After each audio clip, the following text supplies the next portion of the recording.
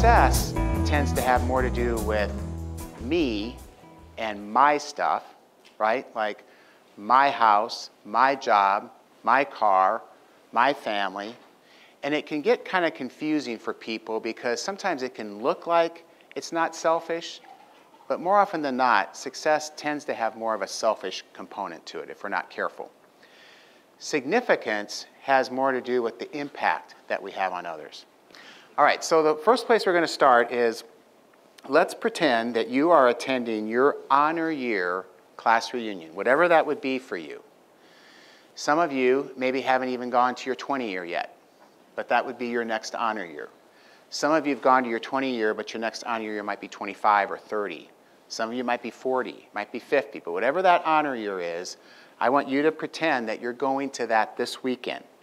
But what's interesting about class reunions is whether you go or don't go, you're probably taking some type of stock in your life because it's 10 years.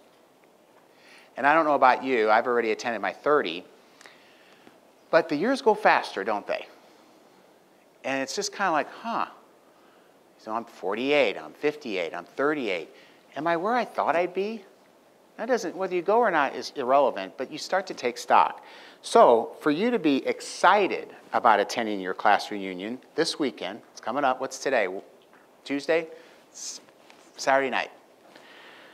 What would be happening in your life right now that you couldn't wait to go?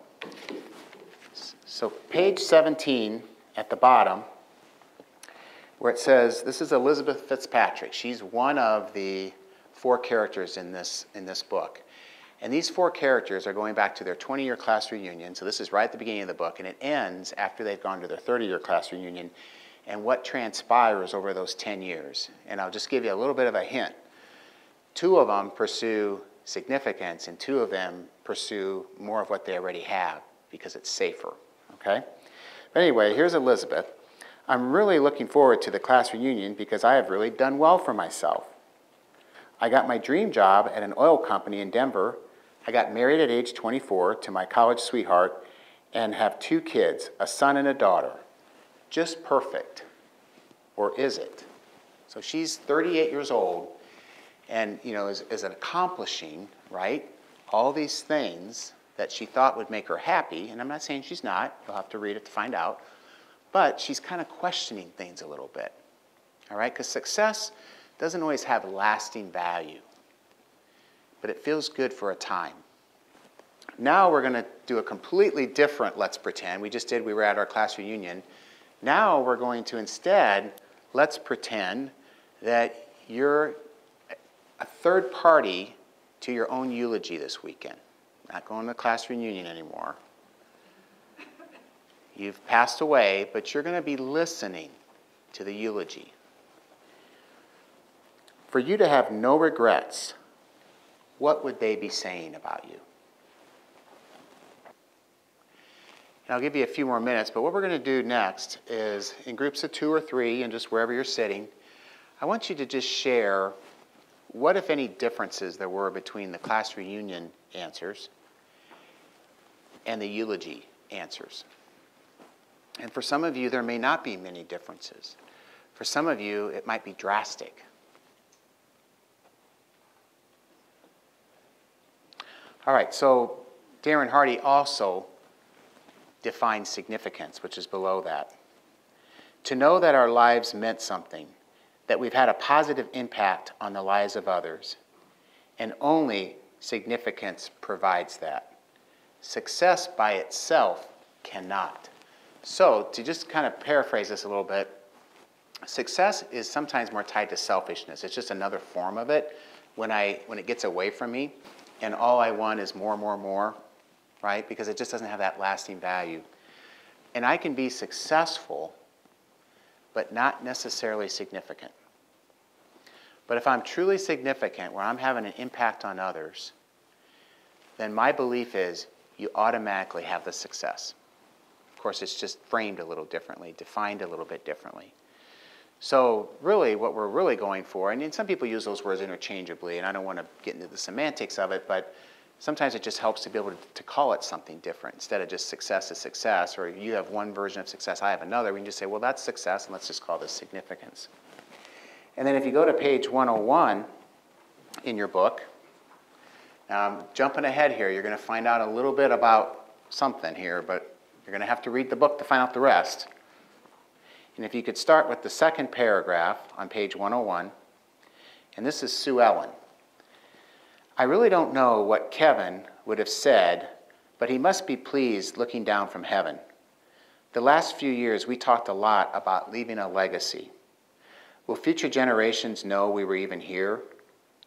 Would we make a difference to those coming after us? Not necessarily having a park named after us, but would this place be a better place because of something we did?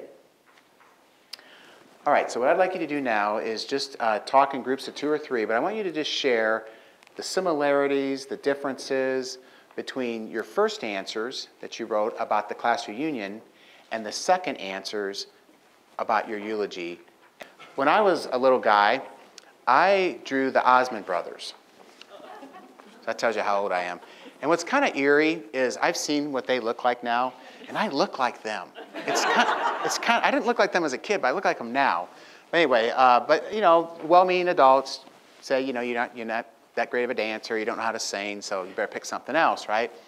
Well, so that went underground for me for about 20 years, and then at my late 30s, right at 40, I made a career change, and I became a sales coach and a sales trainer. And all of a sudden, I was in front of a lot of people, and I was scared. Who else feels that way? When you talk, like you'd rather die, right? Do my eulogy. I'm not talking in front of people.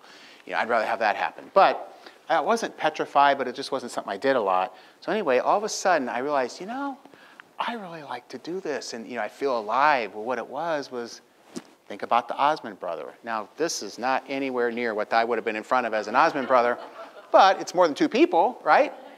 So just to give you a little perspective, fast forward 9 years, and so far this year, I've been in front of over 39,000 people, just this year. Who would have thought?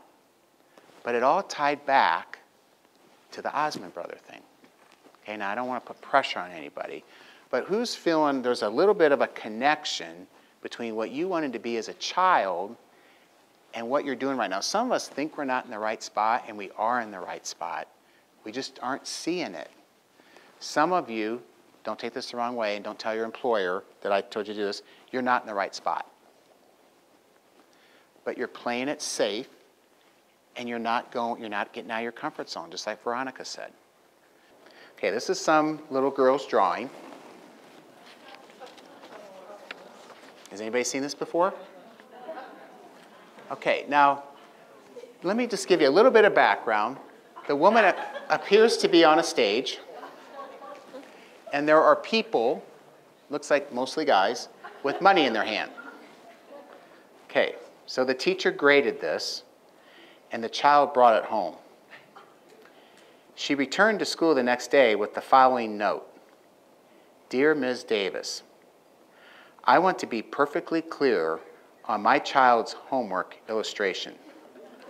It is not of me on a dance pole, on a stage, in a strip joint, surrounded by male customers with money. I work at Home Depot, and I had commented to my daughter how much money we made in the recent snowstorm. The drawing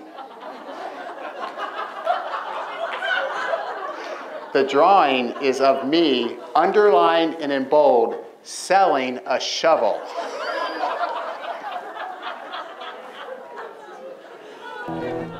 Out of the mouth of babes. All right, so anyway, you guys have been a great...